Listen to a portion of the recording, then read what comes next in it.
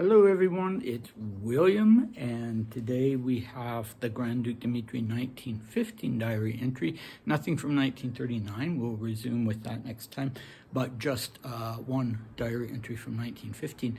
I'm continuing my wanderings around the hotel now that the summer season has officially started. The hotel is open, the weather is getting good. There are people around, both hotel guests and hikers, and people coming up for tours. A tour just passed underneath this balcony, and Dmitri was certainly mentioned, not in detail, just that he was a Romanov and that he had died here in the hotel. And the first floor balconies, I was on the main first floor balcony, the biggest one, but now they're doing the work on the balconies on the first floor. They had done the third and second floor. Now they're working on the first floor, so those are all blocked off. And so I've moved up one story to room 202, right next to one of the Kaiserzimmer. I should have said that the story is that those were, the 201, 101, 301 were all reserved for members of the Hohenzollern dynasty, while this was a sanatorium. So they're still called the Kaiserzimmer. So I can show you around a bit on this new balcony. And let me see, I would be horrified to lose my phone, but you can see a big group of people, like I said, just passed by. So at the moment, it's relatively quiet, which is good. So minor disaster. My selfie stick, there's a part that a little tripod that you screw on at the bottom, and it broke. This is a cheap piece of new, you know what, even though it cost me a fortune. I have a much nicer one. A tripod, not a selfie stick, really a nice one, and yet I managed to lose it. That is something that happens to me all the time. In fact, the head of housekeeping the other day just told me, I found your bathrobe. So undoubtedly, I didn't bring it with me this year, so undoubtedly it's been floating around for a while. Anyway, it's a holiday here, so I can't go down to town and buy a new tripod, so I'm just going to have to try the best I can to hold this in one hand and to I tried to put my laptop high enough that I can read. My vision is very poor, but anyway, I'm going to give it a try. So our recap for last time, yesterday we did part of the Grunwald letter from 1939 to Maria, talking about just the idea that Dmitri was rich, and that it was untrue that he had all these debts and that he was in a bad financial situation. But according to Grunwald, he was actually holding out on Maria. He could help her financially, but he could put her up in Paris, but he was not willing to do so. And like I said, you got to take that with a big grain of salt. Big grain of salt. Yeah, I don't think his financial situation was actually at all good. There's evidence pointing in that direction. Okay, so our last diary entry for 1915, which was the 5th, Dmitri was planning, basically the only thing of significance that happened was that he mentions planning a trip to Moscow that coming weekend. And so he'd sent a telegram to a friend of his, to a female friend, of course, to let her know that he would be coming. So today our cast consists of Cook. He's present. The Lamings, if you recall, are off in Petrograd. And the other person who's mentioned but is not present is Maria. She makes a surprise appearance. Okay, so this is the 6th/19th of January at Usovo. And Dmitri tells us that it's about 1 degree below zero, well, below freezing. I'm reverting to Fahrenheit there. But it's sunny, and he adds that it is wonderful. The sun is out, and so even though by his standards it's not very cold, but it's sunny, and he says it's wonderful. Okay, you may hear some background chatter, and you also will hear the constant crunch, crunch, crunch of gravel.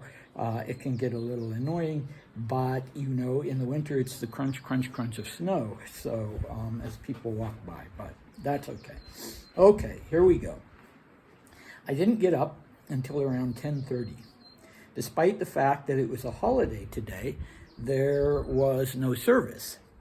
The priest, in accordance with an old tradition, went somewhere else to conduct the service. Cook and I went into the garden until lunchtime. We extended the track from the hill to the river, then went skiing. We lunched à deux at 1 o'clock. We sat around the house until 3:15. Then, taking rifles, went for a walk in the woods. We saw one rabbit, but it was a very long way away. We had tea at 5 o'clock. I got a letter from Maria saying that she intends to come to Usovo in 2 weeks. Well, I guess that's better than sitting here alone. I dined à deux with Cook at 8 o'clock. Then we sat around right up until evening tea, looking at old publications. I don't feel particularly well. My cough is the same as before, but I'm weaker.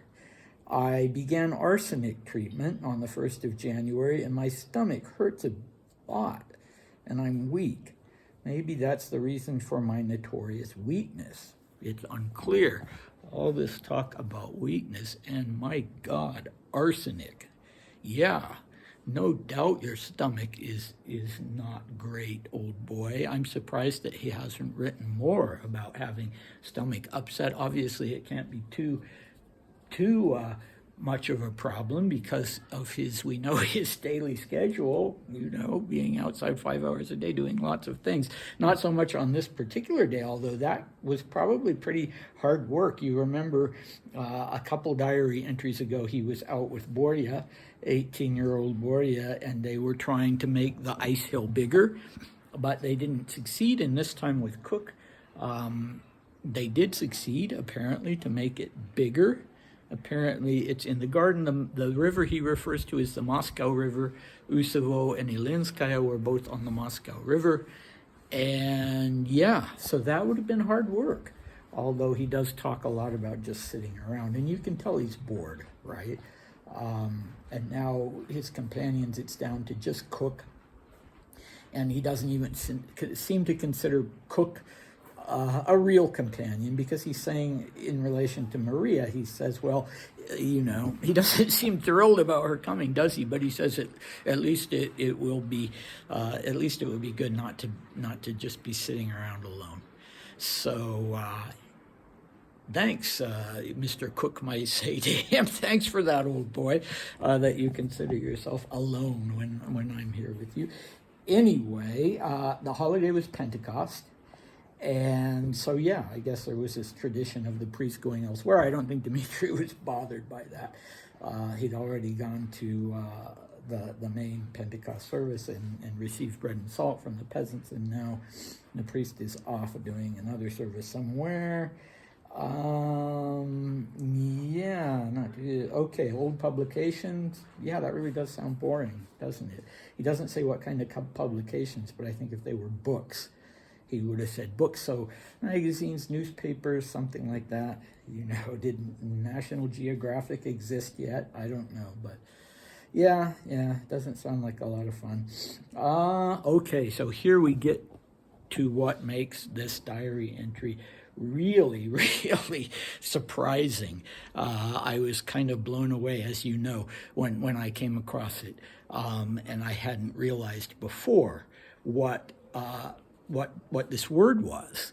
You know, it was hard to read, and there was just no way I was going to figure it out, because it wasn't part of my vocabulary in Russian. And the word is arsenic. So they'd been giving him arsenic. It's now the 6th of January. They'd been giving it to him for almost a week, and he's starting to have these stomach problems, but you know, and he's saying, well, maybe that's the cause of my weakness, the fact that I'm taking arsenic, and maybe it was, maybe it wasn't, but he clearly wasn't getting a lot of information from whoever was prescribing the arsenic, because he's just guessing. So what did they use? What disease did they use arsenic as a treatment against? Well, syphilis, in a word. There was an arsenic-derived medication that was considered one of the first medical silver bullets, is that what they called it? Magic bullet, because it could cure syphilis. You could be free of that bacteria. So did Dmitri have syphilis? That he had and then was cured when he was 23 years old.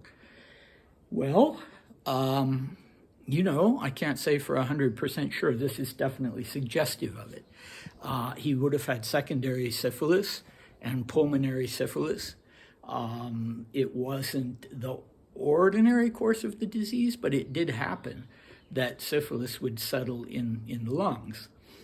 And in fact, it was one of the differential diagnoses for tuberculosis. And I've just been reading an old medical textbook, mainly case studies from 1923, so a little less than 10 years after Dmitri would have been treated for syphilis. And it was talking about how often people who actually had syphilis were misdiagnosed with tuberculosis and sent to sanatoriums. And the doctor should have known better in most instances, because on the one hand there was a good test for syphilis called the Wassermann test, although there were plenty of false positives. If you had some other kind of bacterial infection, including TB you could get a false positive, although there were different grades of positivity. So with another disease like TB, it would probably be a very low. It would be Wassermann 1 instead of Wassermann 3, for instance. And also they should have known because it looks different on x-rays. So TB almost always attacks the apex, the uppermost lobes of the lungs. And so, that's where you see the damage. Whereas with syphilis, that is not the case. So I don't know if they would have done an x-ray in Dmitri's case, but I can say, without saying, oh yes, he had syphilis for sure, I can say that they were not treating him for tuberculosis. This was not the way you treated tuberculosis. You didn't send someone off to ski and build ice mountains and that sort of thing. You put them to bed.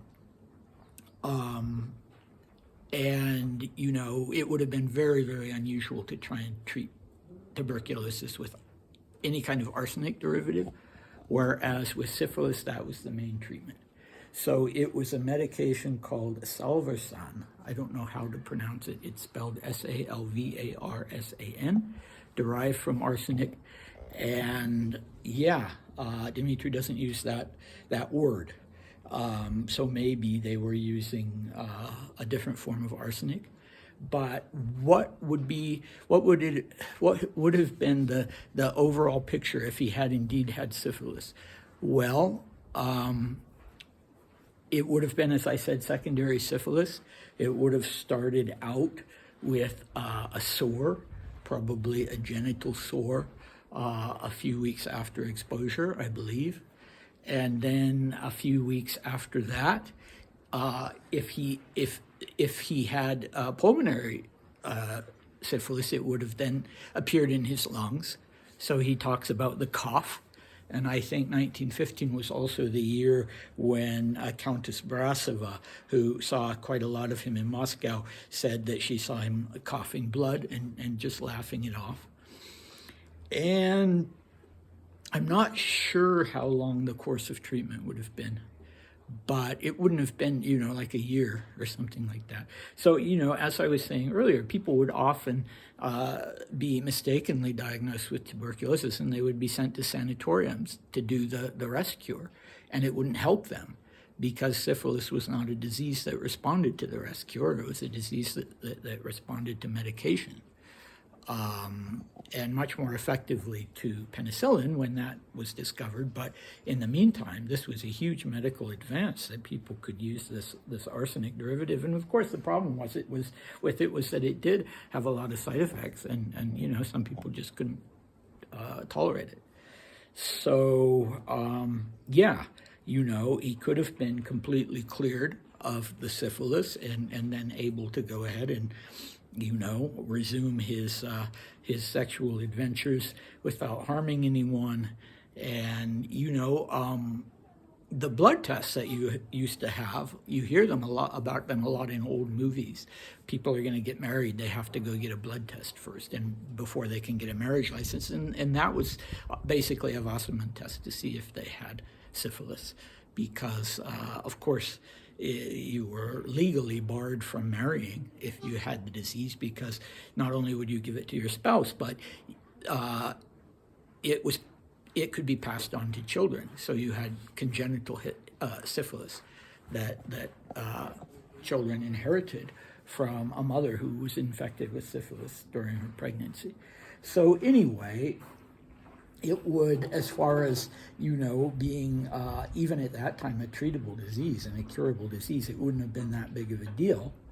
But on the other hand, it would have, you know, it wouldn't have been broadly known, but people who knew about it within the family, like Nicholas and Alexandra, would have, you know, it would have influenced their thinking about Dmitri, no doubt. It would have been a huge stigma, no doubt, and maybe contributed to this idea that he was kind of a hopeless person, which was unfortunate. We know that he liked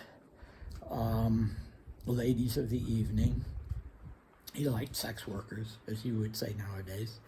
So it certainly would not be surprising if he picked up such an infection. But as I say, I reiterate, I don't know for sure. I'm just saying that the arsenic treatment suggests it.